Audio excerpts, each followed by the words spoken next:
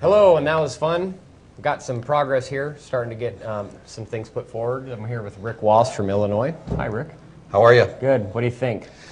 Well, today was very interesting. We started out hearing an expert. I can't remember his name. He was a doctor from the teacher at the Idaho State University, and he spoke on the war power clauses of the United States government. And he gave a wonderful historical background going all the way back in time from George Washington up to the Civil War with Abraham Lincoln and all the way up to today.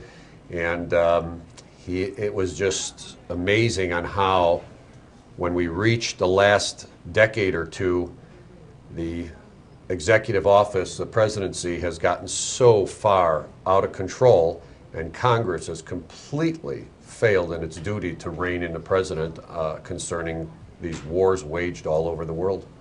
So what do you think is the solution? Well, the solution obviously is going to be the same type of solution as for just about every problem we're dealing with here. We're going to form a committee. That committee is going to spring into action in rooms till midnight, 1, 2 in the morning. They're going to debate every exact fact, law, current and historical, and then they are going to come up with three-part solution that we do in every issue that we're covering. 1, a command instruction to the United States Congress. 2, a command instruction to our state legislatures. And 3, suggestions and information to the citizens, us, on what we need to do in this particular issue. Okay. So, as I understand it, I was kind of listening and switching video at the same time, but as I understand it, they referred it back to the subcommittee to kind of finalize and wrap these things up. And oh, okay. Well, we're talking about, yes, is that what happened? We're talking the war powers issue. That kind of was discussed, and it was an open forum for debate and speeches, and it was very good. Then that goes off to committee. Then we entertained a motion to bring to the floor the committee that was handling the Second Amendment issue. They have been working painstakingly for the last couple days, and they put together their final drafts of the three documents I was discussing, and they brought it to the floor and they read it.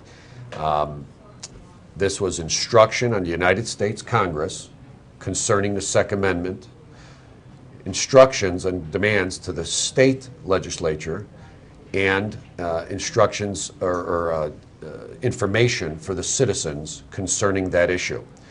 And it got resounding applause, standing ovations.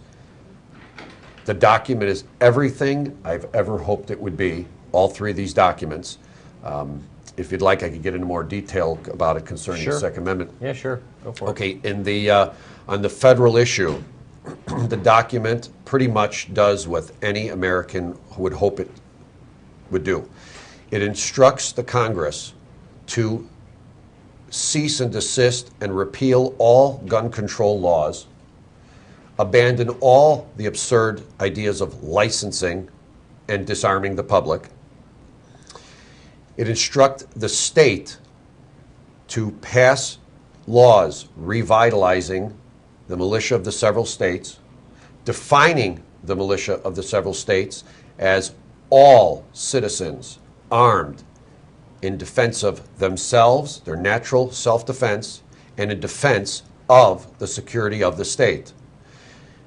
These documents were prepared and used with the wording and guidelines of Dr. Edwin Vieira, one of the foremost educated people in the United States on the issue of the Second Amendment. And the document, as I said, has the teeth that everybody keeps referring to use a phrase. We want documents with teeth. And I firmly believe when we adjourn this Continental Congress with these finished documents on the Second Amendment, I'm speaking, the American people are going to be very happy with this, the patriots. And it'll depend on all of us rallying together and then executing what it is we're deliberating on here today. That's great. Well, it was really good to see Bednarik, the president, standing up and really kind of pushing some leadership through when people were trying to do things that were out of order. He's like, we're not having any of that today. Somebody commented on Michael Bednarik, and he absolutely 100% was the best choice for the president of this Continental Congress 2009. He has a commanding presence. He has fantastic expert knowledge in constitutional law and rules of order. He maintains control of the body and at the same time releases the control enough so that nobody's stifled in what they want to say. He maintains order. He's the greatest pick for president of the Continental Congress. Okay, that's great. Well, we're here at the Continental Congress 2009, and if you want to learn more, if you want to contact your delegate and get involved directly, you can go to cc2009.us. You can live stream this and get the embed code to live stream this on freedom.tv/live. And I believe, do we have a video clip that we're going to show? Do we have that queued up?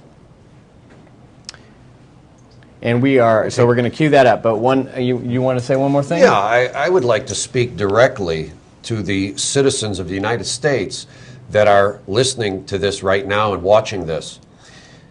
We here at the Continental Congress 2009, like the original Continental Congress, we know we're not appealing to the majority of people, nor do we have to. We only need to appeal to 10% of the people. If we get more, it's great. But 10% of the 200 million adults in this country is 20 million people. That is the force we need to get back our liberty. We are not rewriting the Constitution. We are figuring out a plan of defending it, and it will depend on you, each one of your participation when we adjourn.